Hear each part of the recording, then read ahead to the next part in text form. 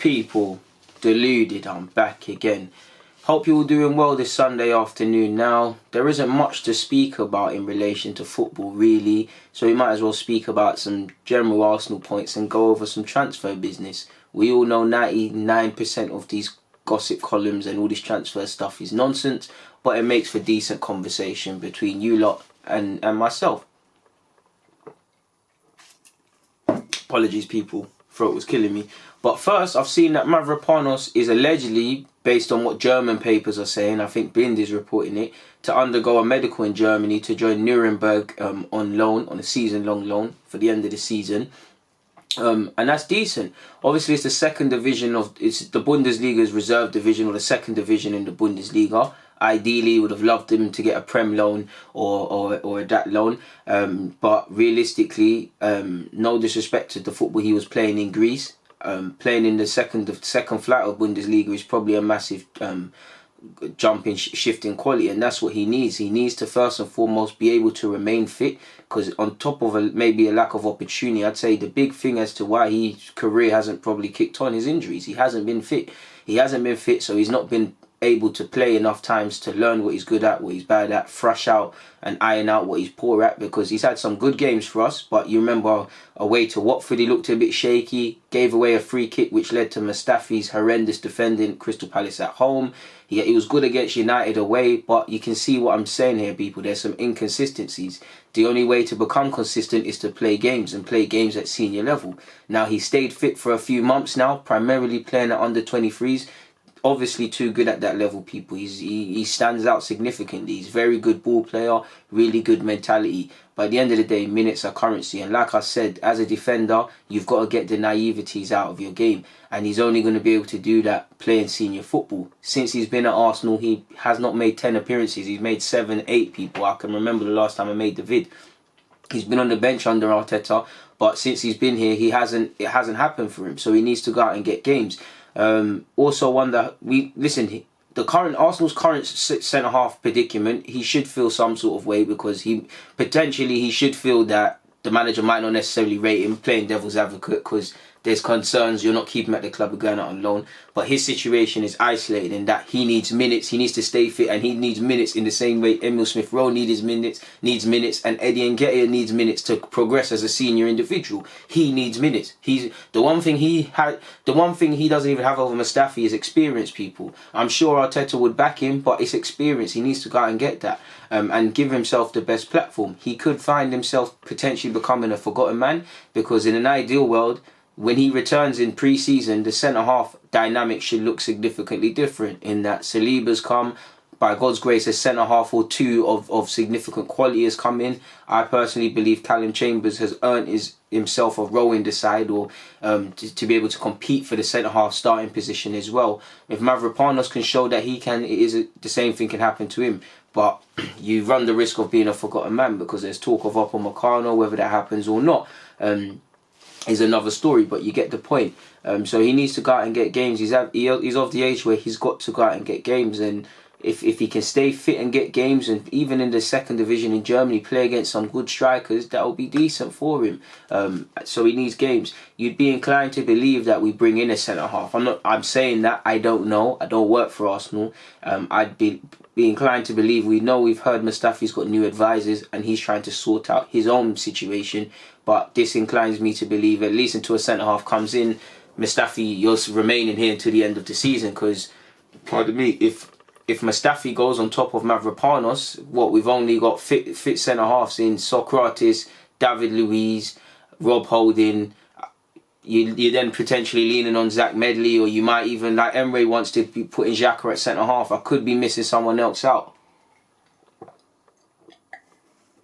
And it could be an opportunity for one of the young players, like Harry Clark's been decent at under 23s level, but he's a long way away from first team football. So you're looking at people like that. So we need a centre half. So surely Mustafi would stay for the rest of the campaign. If Mustafi is allowed to go on top of Mavropanos, Mavropanos with a couple of these young players going into January should have been at the top of the agenda for going out on loans. So there must be a centre-half arriving. I'm saying that with more optimism than knowing a thing, because, come on people, injury predicaments, players going and leaving, it doesn't make sense, people, does it? So I'd be inclined to believe a centre-half comes in. Now, centre-half is a very ambiguous term. Centre-half could be somebody coming out of retirement. Steve Bold might be given a kit number and whatnot for all we know. Hopefully we get somebody decent in.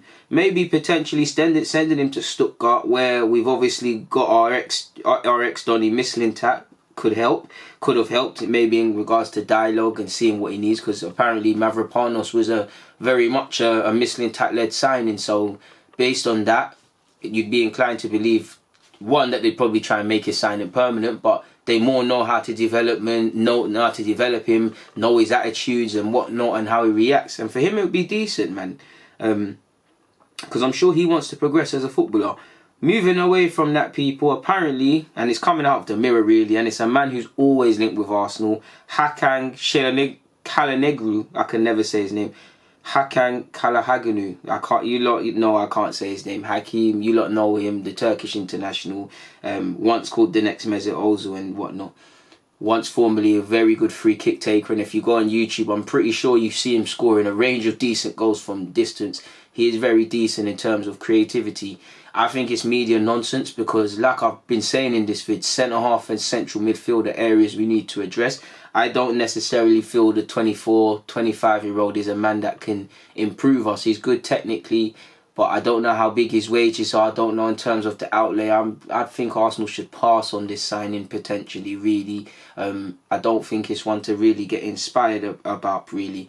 And he's failed to really convince since he's been at Milan. So really this story kind of invents itself. Obviously with the Euros coming up and Turkey are playing well, he's very much, again, I'm not watching Turkey week in, week out, but my Turkish followers, is he not a main sort of player for you? Like, last time I watched you, it was Ozyakup and him and whatnot, which tells you how long ago I did. But there's a fitness aspect and wanting to be at your full potential and the best of your game going into a competition representing your country. So again, this story makes itself, people. And without speaking about it again, but you've obviously got our ex-guy in the Deluded there. Well, not my guy, your guy, but Arsenal's done, innit?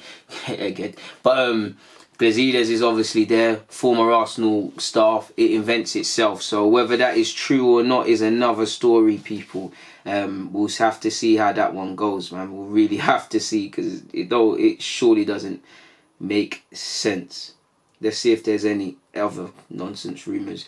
Well, in relation to transfers, people, Arteta has actually said, at the moment there's nothing coming up. The club is working on a few things, but you know how difficult this window is, and I'm not expecting many things. Now, Raul Sanllehi always talks about the difficulties in January. We all know, everyone and their dog knows, it's difficult to do business per se in January. How difficult really is it in today's day and age? Who knows, because we signed Aubameyang in January, so we can do things if it presents. So we know the obvious, but I think the club are working on things, so we'll have to see what happens in that regards.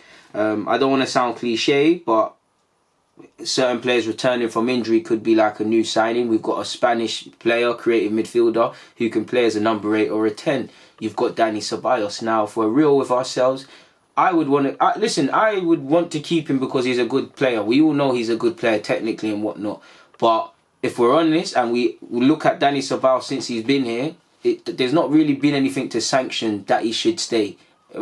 He's a good, even when fit, because I think he's a baller. He's tactically very good. But what I'm looking at from him is a bit more maturity for himself, because it's time for him to grow his wings a bit. Like, it's always difficult to make it at Madrid, people, for any player. That's why you should kind of only go there when you're at the peak of your game and prime ages sort of thing.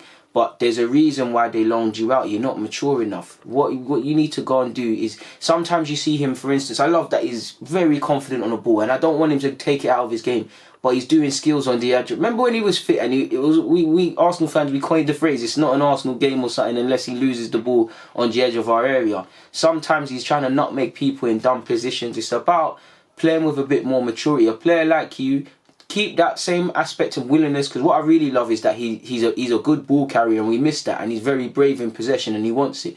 But balance, keep that in you, but know where to do it, know how to see out games. And I do see a bit of game management from him that he's learned at Madrid, but that's what I want to see, because I'm looking at him not as a senior member of the side, but a senior member of this relatively young, well, we've got experienced players, but relatively inexperienced side. You've been at Madrid, you've won Champions League and League, forgive me if I'm wrong, and you've seen what it takes. So I'm looking at you to be a leader and lead by example, and I don't really see that. Goals and assists for someone like him is going to make the difference. So listen, you don't always, I'm not saying he needs to score or assist every game to get something, to have a good game, because that's actually the least of it. I want to see him controlling the game really, or having a bit more of this, making it the Ceballos show. I've known that it was your game, but goals and assists, playing with a bit more maturity, because it's his future is in his hands.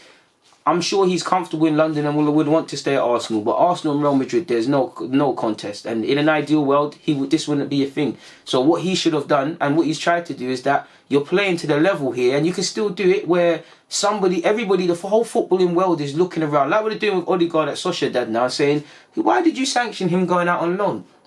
Do you see it? I'm sure he wants all the papers talking about Ceballos' first name on the team sheet going to the Euros. How will Madrid utilise him and things like that? And I'm hoping he can have a good, second half to the season. Obviously, injuries have robbed him, but I think he's a big part to play. Now, Xhaka and Torreira, until either loses form or something happens, God willing, Torreira's injury isn't serious, there's obviously, they're the pivot. But Ceballos can give us something. Now, him and Ozil, they can interchange. Both of them can play, but you'd be inclined to believe it will be either or. I don't necessarily think that'd have to be the case, but layman's terms, it would be either Ceballos or Ozil. But could we potentially get him into the pivot, get Ceballos into the pivot? He's been on the bench a couple of times, and he weren't on the bench at the weekend. Whether that's a setback, whether Arteta wants to see something more from him, or he's not seeing something, I don't know. Or he's not fit enough, I don't know, people.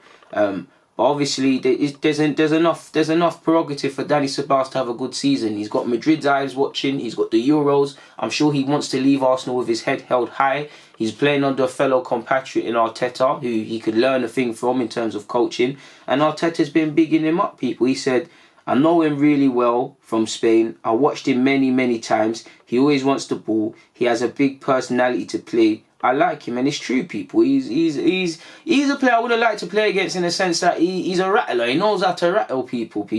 He was like playing, when I used to play Sunday League, and we used to play Thurrock, and you had them posh Essex boys and stuff, and they knew how to rattle and stuff. He does all of that, and I like that.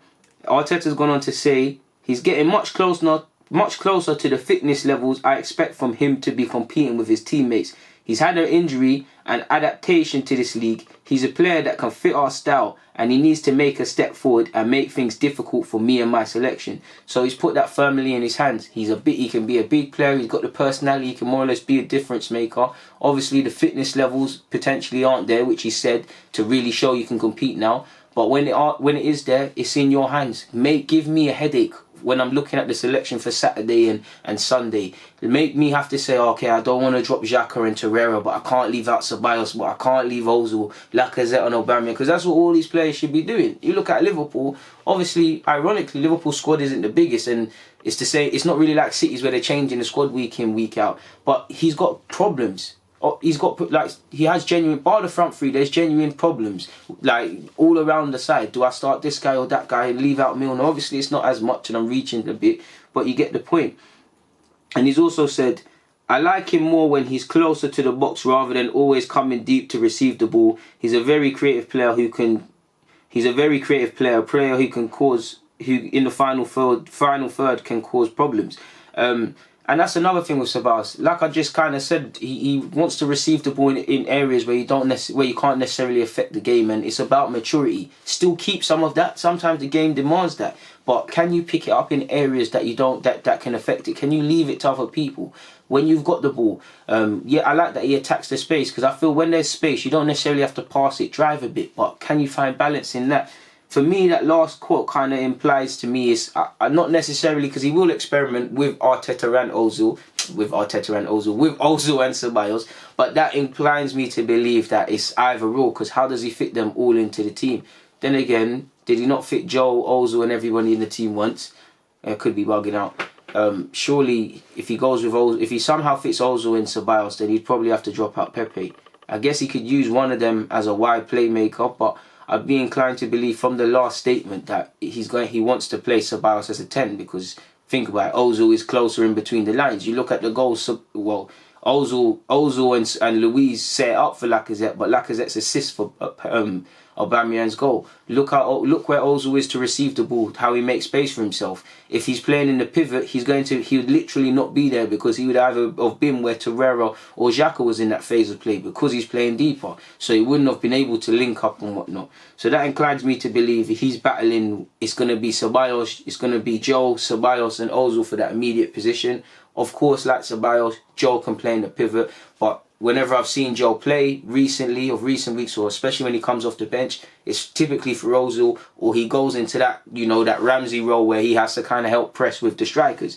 So we'll have to see what happens, man. But listen, in the same way I said in the previous vid, Lacazette's in poor form. I still think he's got a part to play in the season. I think Ceballos, and I think that for everybody, the players that have been in poor form, good form, everyone's got a part to play. It's a 26-man season. There's a lot of football to be played still. I don't think we're getting top 4 in the Europa League, but technically the Europa League's still on the line. Forget top 4. You owe it to yourselves to just start winning games and try and install as much consistency and winning run and good feeling as you can, and damage limitation as you can for this season, to have a positive next season and things like that, people. What I also like about Arteta, you get the vibe that he'll praise people when needed, but he's never happy unless it's a perfect performance, which is rare in a football game. But he said, at this level in the league, you switch off for 2 seconds and you can see the goal. I'll have to find a way to try to avoid those situations. But it happened today and it cost us 2 points, which is 100% true, people. It really did. Should we see if there's any other transfer news? I might have sent myself some, but I'm going to quickly scour the internet for you guys. We've spoken about Hakan. We've spoken about Mavropanos due for a medical. Apparently, on top of that, the Gunners still firmly believe in Mavropanos, which is why Nuremberg will not have a purchase option. He will join until the end of the season. And that will obviously follow with Emil Smith-Rowe and Tyrese John-Jules going out on loan. Speaking on Tyrese John-Jules quickly, people, he got 65 odd minutes in his game in the draw against Shrewsbury Town for his new team, Lincoln City. He started the game. He actually, from the first minute, I think he fouled someone, and he earned applause from the fans when he came off. Their next game is against Bolton on Tuesday, and through the performance based on the highlights, he's given himself every chance to play in that game. He could have had 2 assists. He linked up very well. He saw immediately, in my opinion, what male football is about, grown man's football is about. Centre half holding his shirt, the physicality that's needed. Naturally got a bit tired towards the end. Linked up very well. Went through a bit of stages where he went a bit quiet and whatnot, but this is all to be expected, in which is his first senior career appearance, which is literally now the start of his senior career. Yeah, he's played pre-season at Arsenal and been on the bench, but this was starting League One. This is where it gets now, and I'm sure he's got the drug for first team football now. He doesn't want to be playing 23s like anyone that goes on loan. Once you get a taste of this, you see how much time was wasted playing under 23s football, and I think he's in good hands under Appleton, who has gone as far to say he rates him as one of the best strikers, in fact the best striker in League One, which is good to hear. And I think Tyrese has got the tools to do well. Like you saw, he's a big lad. He's got a lot of size on him, so he can do the physicality. He's an Arsenal footballer, so he can ball. Like, he's a very good player with the ball at his feet, and he done well. Obviously, they've got a game on Tuesday against Bolton. He got tired a bit towards the end. He probably knew he was coming off to a degree because he was blowing, but he started off well, man, and that's what you want to see from Tyrese. And like I said, the best moment for him is actually to get an applause from the Lincoln fans, and just from preying the internet and hearing what they're saying. Obviously, I never watched 90 minutes, but they're saying how he can be a very good player for them and whatnot, and that's what it's all about. And we want him to return in the summer, a confident player, man, to take on the task of breaking through at Arsenal, like he won with Mavropanos, with Emil Smith-Rowe, and any player to go on loan or has gone on loan. Speaking of that, off topic, but Ben Shafe is having a productive loan spell at Doncaster. His brother Max Shafe on loan, I can't remember the team, but he's on loan somewhere from Hull, and he's having a good season. I saw him score the other day. Technically, I believe he's a former Arsenal lad. Apparently, people, Watford defender Christian Kabasele is being targeted by Manchester United, Arsenal, West Ham and Newcastle for this winter transfer, and this is from Le 10 Sport. The 4 clubs have already made contact with Kabasele. I wonder how much he would cost now. He would be a decent option, but is he potentially of the calibre we want to improve us? No, but anyone can get into our Arsenal centre-halves. I actually think he's decent. He's quite a smart centre-half, sticks to his task well. Was it against Liverpool he had a decent game? He's had a couple of decent... He's been in decent form in what has been a struggling Watford side. No disrespect to him. He's potentially not the name that would inspire you lot, but neither would Johnny Evans when he was at West Brom when Arsene Wenger tried to get him, and fans, myself included, were questioning that. Now everybody wants him based on the Leicester spell, as you saw City buying him. Obviously, Evans ain't the flavour of the month right now. It's probably Sayinchu if you had to, but you get the point. My point is, it's not about name brand. I would like us to go over other targets before Kabasele, but do you know what? We need someone to come in January. So it is what it is. Am I going to get inspired by that name? Of course not. Does it concern me? Of course a bit. But he's a fairly okay defender. If he can make the step up, why not, people? Really and truly, man. Got to give a guy a chance, man, really. Don't think there's anything else, people. I just wanted to mention that Kakare of Lyon, a player I've made a video on, a young player of Lyon, the 19-year-old, since his Liga debut on the 30th of November 2019, he has averaged 10.3 ball recoveries a game, more than any other midfielder in the league during this period, which is decent, people, because he's not. You don't really have him down as a ball-winning midfielder or someone able to do that. He's got a lot of technical qualities, and he's someone I think can make this step up. I just wanted to say as well that it's funny how Joshin Anderson, he went to Lyon, he was previous of Sampdoria, linked with Arsenal. He's having a woeful time for them. So a lot of people are probably counting their lucky stars that we actually did not go for him. I don't think there's anything more in relation to Arsenal news. I'll leave you guys with, apparently, New York City FC have signed our former midfielder Gideon Zelalem. So it's a far cry from being the next Jack Wilshere or Arsenal first team for that lad. But we wish him all the success in his career nonetheless. On that note, I'm going to get out of here. People, it's been a pleasure. I'm going to have to love and leave you. DG.